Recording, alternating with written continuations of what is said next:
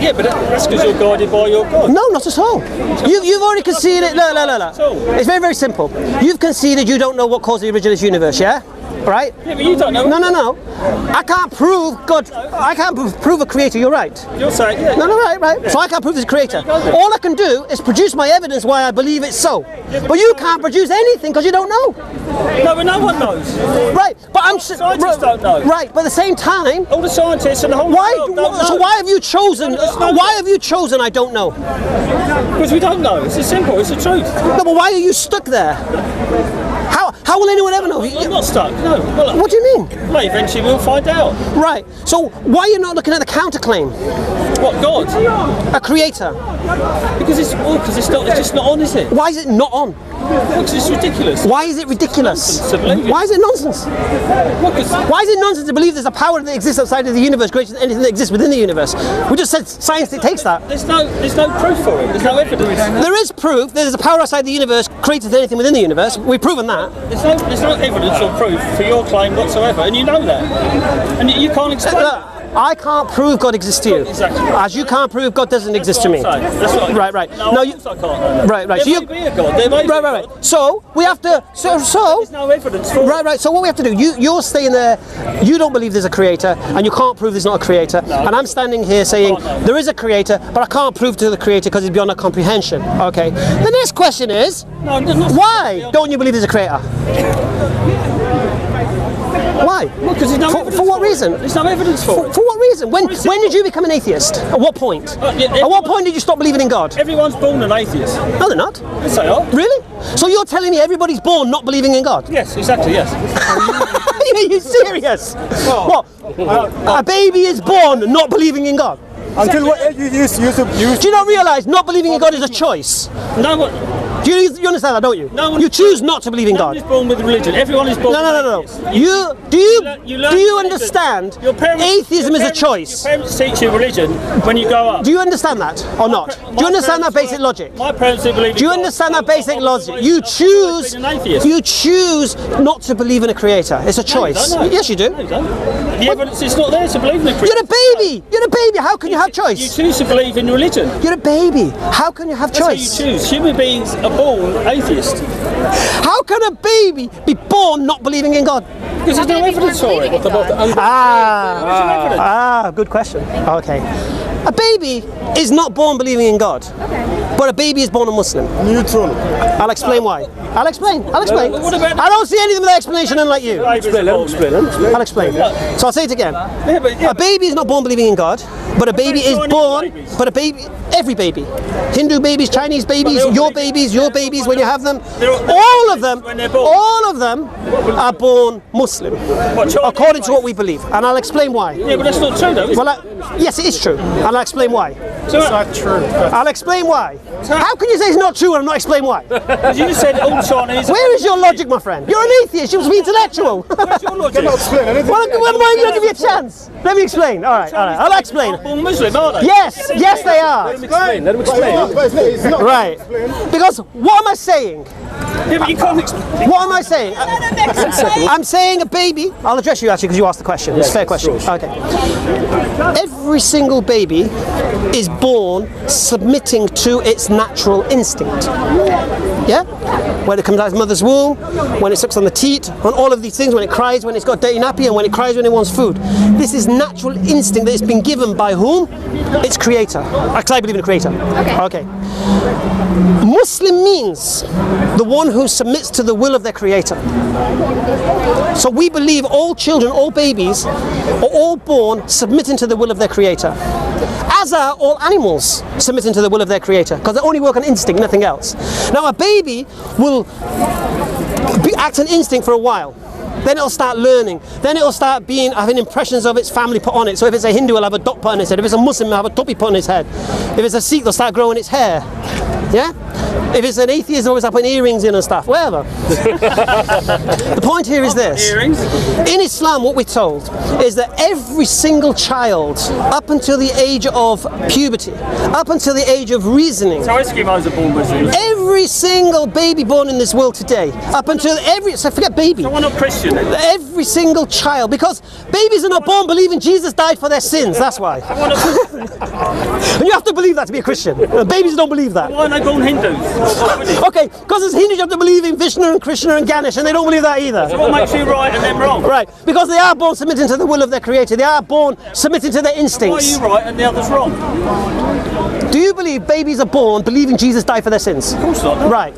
Do you believe Hindu babies are born believing that Ganesh had his head cut off and put an elephant head and all that business on? Babies are born, they Do you don't believe believe that? anything, Do you do they? believe that? They don't believe anything. Do you believe babies are born believing Moses parted the Red Sea? not capable of- No, right. If I can continue with the lady,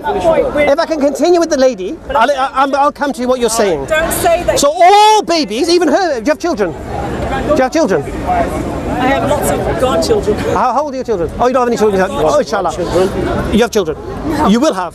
And when a child is born, it'll be a Muslim. Okay. According to what I believe. And when I say being a Muslim, it's not going to believe the Quran's the word of God and believe Muhammad is. No. I say submitting to its will. Submitting to the will of its creator, the one who created it. Just as a bird, when it hatches from its egg, it submits to the will of its creator. Just as a salmon swims upstream, it submits to the will of its creator. Just as everything in the animal kingdom, just as the caterpillar turns into a butterfly, it submits to the will of its creator. Islam means submission to God, submission to the creator. Muslim is the one who does that. In English, we put ER on the end of the word to show you doing the action. So if you walk, you're a walker. If you work, you're a worker. In Arabic, you put mu in front of the word. So if you do Islam, you're a mu-Islam or Muslim. Okay? So all children, all babies are born submitting to the will of their creator. We believe as Muslims that any child in this world, whether they're Eskimos, whether they're Chinese, whether they're Hindu, whether they're atheist, if they die before the age of puberty, guaranteed paradise. Yeah? They have got no accountability whatsoever on them.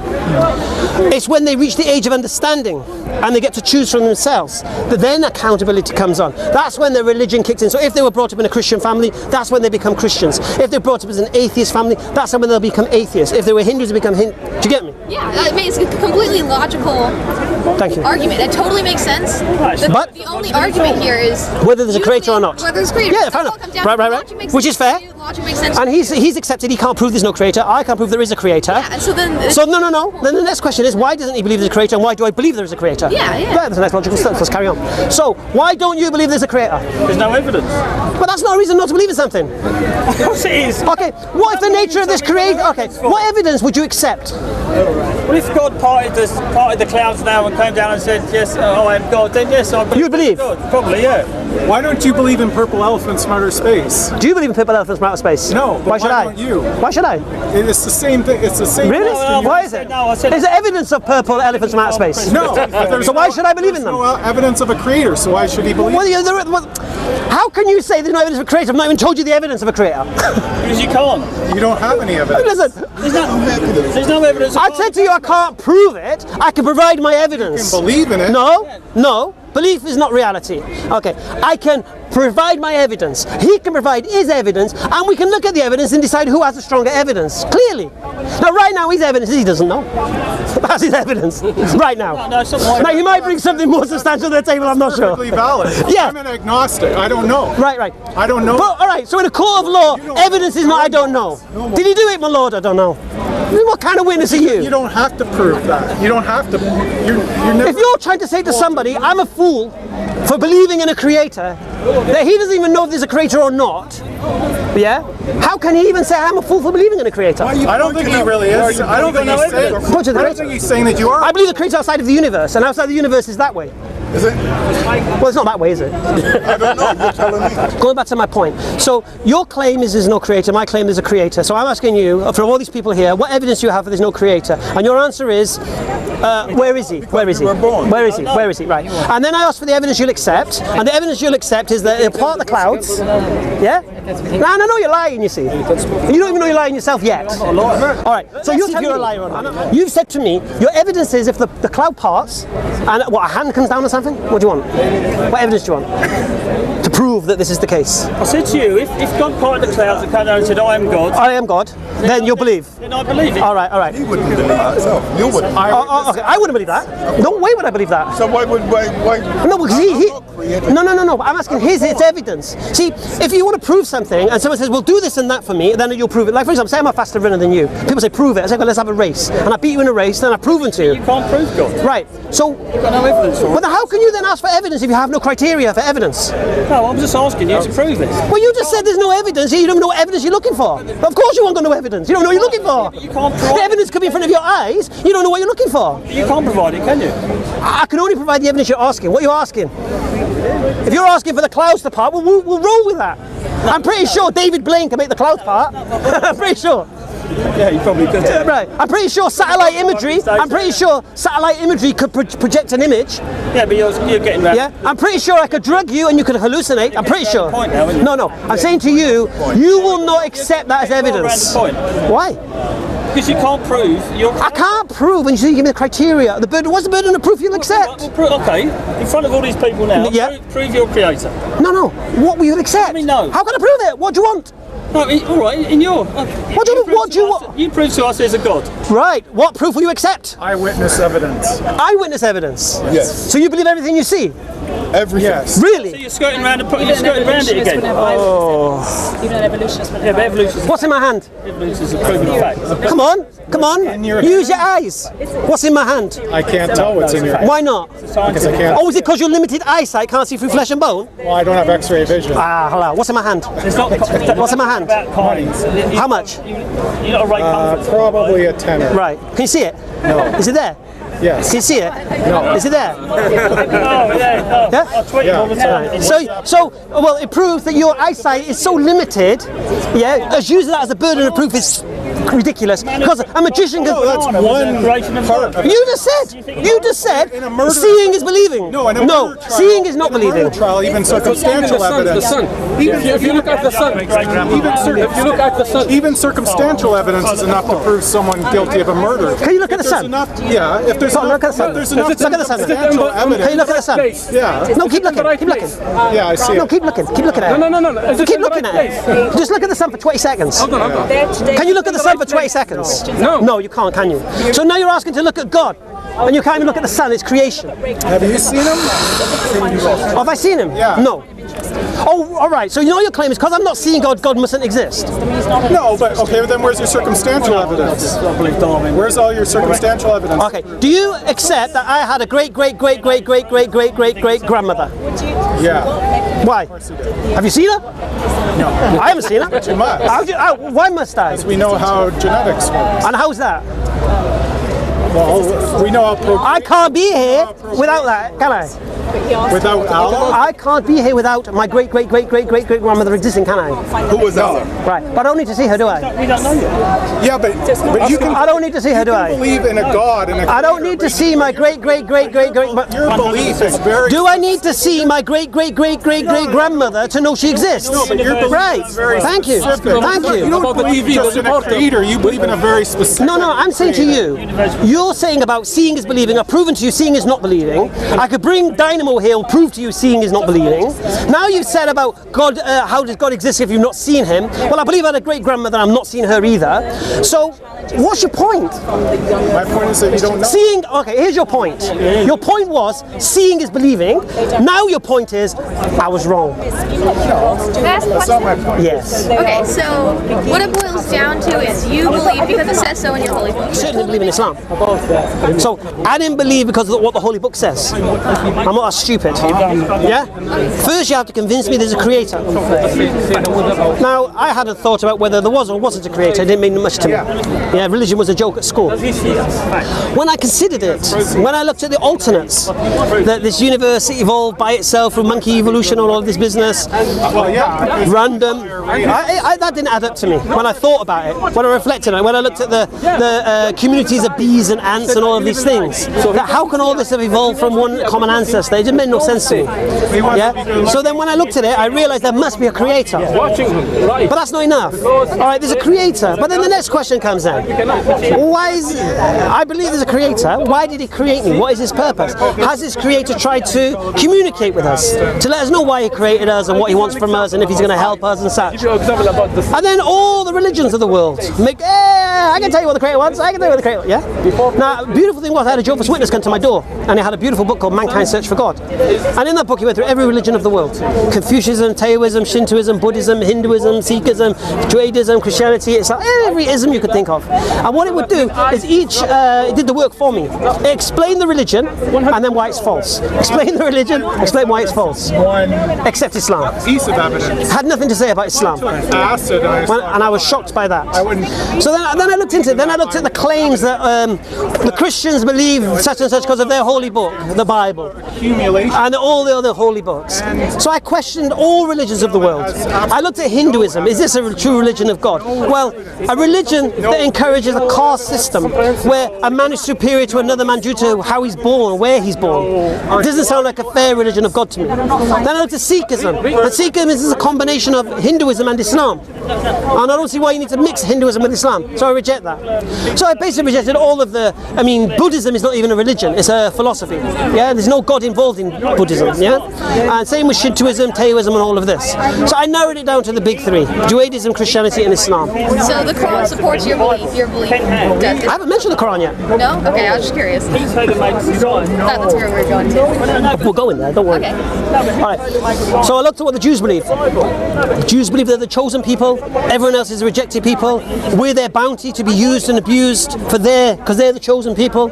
And you can't become a Jew. You have to be born a Jew. Your mother has to be a Jew. It didn't sound like a religion of God to me. Then I come to Christianity. Oh, Christianity teaches, what does this teach? It teaches that one man sinned in the garden, and because of that all men are taking the sin of that.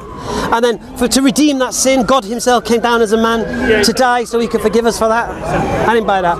Then I looked at where they get the evidence for this. Then I produced the Bible. Then I looked at the Bible and I realised that none of these people writing in the Gospels are eyewitnesses. Yeah. Then I realised this is nothing to do with Jesus' teachings at all. This is church teachings. Yeah. Then I came to the Quran. Now the Quran was the only book that claimed to be the word of God. Yeah. And the Quran claimed to be a guide for mankind. The Bible didn't make that claim. If you read the Bible, there is no guidance for mankind whatsoever. There's no criminal justice system within the Bible, except if you go to the Old Testament where you stone the adulterers and all that business, you chop the hand off the thief. But if you come to Jesus' time, the New Testament, there's no, if you're a criminal, forgive the criminal. There's no punishment for rapists, there's nothing. There's no guide to life. Now, how to treat your neighbours, how to treat your wife, there's nothing. But the Quran is a complete guide. Now, the Quran comes with something which the Bible avoids. The Quran has what's called a falsification test. Now, this is miraculous for any religious book to have a falsification test, because this is what scientists use. This is why Albert Einstein's theory of relativity was so well accepted, because he gave 3 falsification tests to his theory. So in the Quran, Allah gives 2 falsification tests. First falsification test, Allah says in the Quran, they say this is a book written by you, O Muhammad.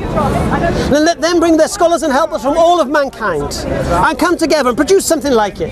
Just one chapter. And then he goes, and when they can't, and they shall never, then fear a fire whose fuel is men and stones prepared for disbelievers.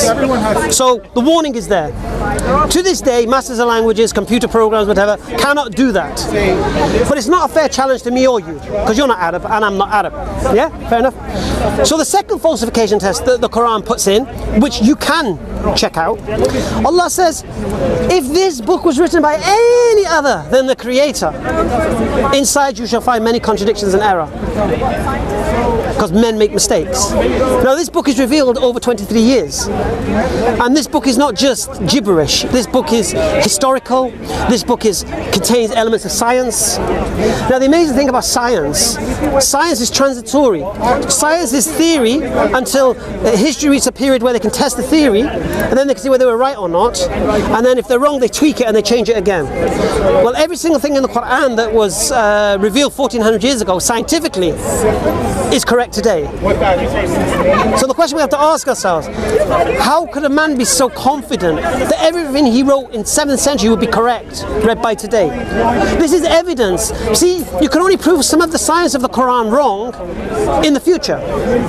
So if you spoke to a companion of the Prophet and said, oh, when a fetus forms in the womb in the stage of the pregnancy and the zygote and this and that, and you know, talk about the shape of the embryo and this and that, this couldn't be qualified or confirmed because you need an electromagnetic microscope to actually see the shape and of everything. You can't, it's invisible to the naked eye. Okay. Up until the end of the 19th century, the European scientists believed that the sperm carried a mini embryo or the egg had a mini embryo already inside it. Okay, but the Quran described the process exactly as it is today. Yeah? So we have to question, how did he get all this right? Yeah? And there was a man, not just me, there was a scientist called Maurice Bucaille, and you can Google him. And he was a French Egyptologist in France, in Paris. And he heard that there was a mummy of a pharaoh being exhibited. It was supposed to be Ramesses II from the time of Moses. Pharaoh. I'm saying Pharaoh. Ramesses II. Okay. And he asked, can I examine the body? And when he examined the body, he says this man died from drowning. And his colleague said to him, don't let the Muslims hear you say that. And he says, well, why not? It goes, because the Bible says that the Pharaoh's body was lost when the seas came together. But the Quran says that Allah took the body from the water to exhibit to mankind. And if you let the Muslims know that this mummy died from drowning, you'll confirm what the Quran says and show the Bible's wrong. Yeah? Now the amazing thing about this mummy, how it fulfills that prophecy. Because what's a prophecy? We shall make him an example to mankind. This mummy is exhibited in Alexandria. Alexandria is the most visited tourist destination in the world. Not just that, this mummy then is exhibited around all the museums. Yeah? It's fulfilling the prophecy. Okay. So he was shocked by this. So what he did, he took it a step further.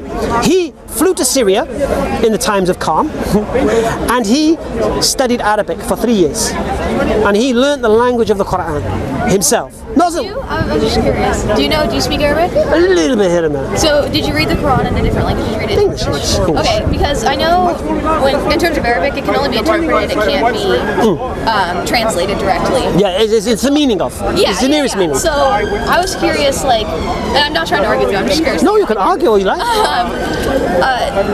So which interpretation do you choose? Do you believe? All right, or do you pick one that you? I prefer Marmaduke Pickthall. Yeah, because I don't think he embellishes. Because a lot of the other interpreters, in brackets, you'll see a lot of things, which is their own interpretation. And like, for example, there's one Muhsin Khan, and Muhsin Khan was born in Afghanistan, and he grew up in Saudi. So you'll see his translation has a lot of things in brackets.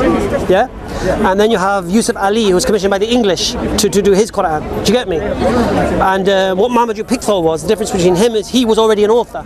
He was already a writer. Okay. So the style, he does it in theys and thous and, you know what I mean, Shakespearean, like really nice. But he doesn't embellish. He doesn't try to interpret meaning. He tries to translate direct. Yeah. Do you get me? And I'll be honest with you, he'll do a much better job translating from the Arabic to the English than I would from learning Arabic and trying to translate it myself. So I don't need to reinvent the wheel. Yeah, so that's already done. So what do you say to the people who do interpret it in a different way? Because like I remember reading, there's a passage that can in the Quran and it can be interpreted. Give me an example. I can't remember exactly what it said. What's it referring to? Like treat your wife equal to you, right? And like only go to bed with her when she agrees to do so. And then there's another one that was like beat your wife, and you know, and both of them were interpreted correctly, but like you get to choose which one. No. It's the same verse. Yeah, it's the same verse, right? But like you can interpret it both ways, and it's. What you got to understand is when you say beat, what do you mean by beat? I don't know. No. We go there. We don't mind. Yeah, you punch him in the face or whatever. All right. Now, in the Quran it says to pray, but it doesn't show you how to pray. And then the Prophet shows us how to pray, and we pray as the Prophet prayed. And the Quran says to fast, and we don't know how to fast. It doesn't describe how you fast. Then the Prophet shows us how to fast, and it says beat your wife. The Prophet shows us how you beat your wife. Well, what's interesting is like listen. Muhammad is so into like equal treatment of both men and women. And I think it's so great about him, and so I think it's strange that they can interpret parts of it where they create where you know. Listen. So the Quran says beat your wife. So when the Prophet asked about this, how do you mean beat your wife? Okay, these are the conditions of beating your wife. Then I want you to tell me whether this condition means beating. Then you'll understand how the Quran can't exactly be translated into English. Yeah. Okay. First thing, can't cause pain. First thing. Second thing, can't strike the face. Third thing, can't leave a mark. Right? Okay. This is the three things. Yeah. And then he uses an analogy of like a miswak. A miswak is like a little thing you brush your teeth. It's just a little flip. Right. Now, what do we deduce from that? That this is no beating. Yeah. How can you beat your wife? What? I want to beat her, but I can't hit her face. I'm going to body. I might hurt her. I can't hurt her. I can't leave a mark. What are we going to do? Yeah. Oh, flipping it. You get me? You can't beat your wife. I agree. All right. Now listen. Awesome. But the amazing thing about this verse of the Quran, it's not saying beat your wife. It's saying don't beat your wife. The verse of the Quran is saying that. I'll tell you why. Because you've heard of crime of passion in the English law. When someone comes home, finds their wife in bed with someone else, and then they can kill, even if they kill them, they have a defence in court as a crime of passion. Their emotions were so high, and they weren't thinking straight, and this was a one-off. Okay. Well, in the Quran, you come home and find your wife in bed with your neighbour, and you want to flip and slap her. You can't. Yeah? What do you have to do? Oh, what are you doing in bed with him? After that, what do you do? Oh, sleep on the floor now. Right? Yeah. And then after that, then you can beat her. All right, come on, man. Realistically, anyone would love to beat their wife if they found their wife in bed. They'd flip. They'd beat the keys around. They'd flip. As they do. I mean, in England, they beat their wives without reading the Quran. Yeah? The domestic abuse in England is out of control. Okay. Yeah? Without reading the Quran. Okay. But if they read the Quran, they couldn't do that. Yeah. So this is the irony. The Quran saying don't beat your wife. That's the point. But guess what? The Quran said the Quran doesn't say don't beat your husband. So you guys are all right. Yeah. So I think that's awesome that it is such a peaceful religion. And so what do you say to the people who interpret it the other way? Interpret it what way? Like with jihadism. Okay. What is jihad? Jihad means. What does it mean in English? Doesn't it mean like you never attack first? No. Jihad means to struggle. The struggle? Okay, yeah, I didn't remember. That's what it means to struggle. Qatala means to fight. Jihad means to struggle, to strive. So we strive against our own desires is one kind of jihad. Yeah? Getting up for work in the morning is a jihad. Yeah? Getting up for prayer in the morning is a jihad. It's a struggle. Okay. Now, if you're talking about fighting and defense, this isn't the story. Because everybody fights and defends themselves. The Geneva Convention says everyone has a right of self-defense. So everyone has a right to defend themselves. Yeah. So are you referring to anything specifically? Well, I mean, I just feel like sometimes Islam can be interpreted in a way that makes it violent when it shouldn't be in such a peaceful religion. Well, who's interpreting it this way? I don't know. Okay, how many Muslims are in England? I don't know, I don't live here. How many Muslims in America? 5 million, 6 million maybe? Maybe, yeah. Are they all terrorizing everyone, beating everyone up? No. Yeah, they're. So if Islam was this religion of violence and terror, what your opinion of them is? Do you think they're interpreting the Quran incorrectly, or do you think they're of who? Of which ones? Be specific. You have to be specific. People that are using Islam as a reason to be violent? Look, what the Quran says, oppression is worse than slaughter. So if you're in a situation where you're being oppressed, it's better to die removing that oppression from yourself than to live under subjugation. That's what the Quran says. Yeah. So again, I ask you, if you're referring to what's happening in the world, I think you'll find every single Muslim country has been invaded. Muslim countries are not invading other people; they're being invaded. Yeah. So imagine China invaded America. What would the people of America do? They get their guns out, wouldn't they? Or would they be occupied? No, they wouldn't. All right. So if you look at all these political situations in the world today, they've all been invaded. Even Gaza, what's been happening recently, firing the rockets. Yeah, they're being oppressed. They're being cut off from the world. They're being denied. They're being abused. They're having their land taken from them. What do you want them to do? What have they got? They've got nothing. So they have to do something. Whatever they've got within them means they've tried. Yeah. But the question is, no, look at them firing rockets. No, why are you sieging them? It's not even your land.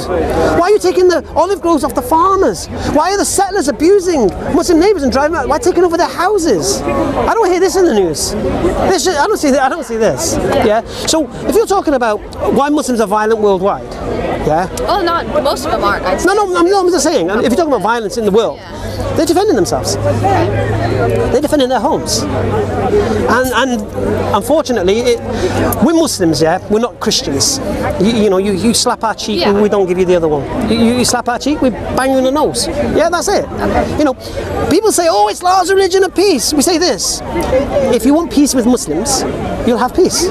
If you want war with Muslims, you'll have war. It's up to you. You understand? Yeah. But what we also say is, if you live Islam as your way of life, you get peace in your life. That's how Islam is a religion of peace. But everything, Pamela Geller and Robert Spencer and your guys over there causing so much. Are you from America or Canada? America. You're American. Yeah. So, you must have heard of Pamela Geller. You know Pamela Geller? I'm so happy you've not heard of Pamela Geller. Robert Spencer? Oh, alhamdulillah. You're in the right circles. So anyway, so that just explains that. So the Quran says defend yourself. Yeah? The Quran doesn't say go and kill people. The Quran doesn't say go force them to be Muslims. Do you understand? Yeah. So what's being portrayed in the media about Islam is not Islam. Yeah. And if someone is burying children, which are the claims, this is not Islam. But they're just claims. Yeah, and this, you must have heard about the Yazidi women. The what? These Yazidis, these ones driven out in Iraq. Okay. Have you heard about them? Apparently this Islamic State went into Iraq, and these Yazidis, the innocent Yazidis, were trying to run away from them. Okay, yeah. Do you know the history of the Yazidis? Can I tell you something about them? Yeah, go for it. All right. Because I keep hearing this innocent, and it makes me mad. Well, listen. A while ago there was a video on YouTube, and this is why you can't believe everything you see either, okay? There was a video on YouTube, and it said an Iraqi girl being stoned to death by the tribal elders and the community for refusing to marry an 80-year-old man. And they tried to portray this was barbaric Islam, that this girl's being stoned to death, and the graphic images, they were actually stoning her and she was moving, and it was disgusting. But guess what? She was a Yazidi girl. And this Yazidi girl wanted to become a Muslim, to marry her boyfriend. Yeah? And she'd been in security because the family wanted to harm her. Anyway, the family said, okay, we won't harm you, come home. When she came home, they dragged her out into the streets, and 1,000 villagers stoned her to death. And that's the story. Yeah. But look what the story was put out. Muslims, barbaric. Nothing to do with that. She was killed for being a Muslim by non-Muslims. And when this IS, this Islamic State, went into that town, they took retribution on those who did that to her, and they renamed the town after her. But you'll never hear this in the news. Yeah. I'll just give you an idea. Now, what's going on over there, I have no idea, so I don't really comment too much. Do you get me? But there's nothing in the Quran that says go and harm civilians. Yeah, And totally not. I mean, I think Islam is the only religion that dictates rules of war. Can't attack civilians, can't attack women, can't attack people working in the fields, can't cut down trees that grow fruit, and all of this business. Yeah? Usually you burn their farms, you siege them, you kill everyone like the Crusaders did. Islam is the only religion that has rules of war. America just flattened the place. Napalm, Hiroshima, Nagasaki. Yeah, there's no men, women, or children there. They obliterate everybody. But Muslims, we can't do that. Huh? That's your question? Yeah, no. Good. This is for you, inshallah. Thanks. All right. That's the Marmaduke Pickthall one, yeah.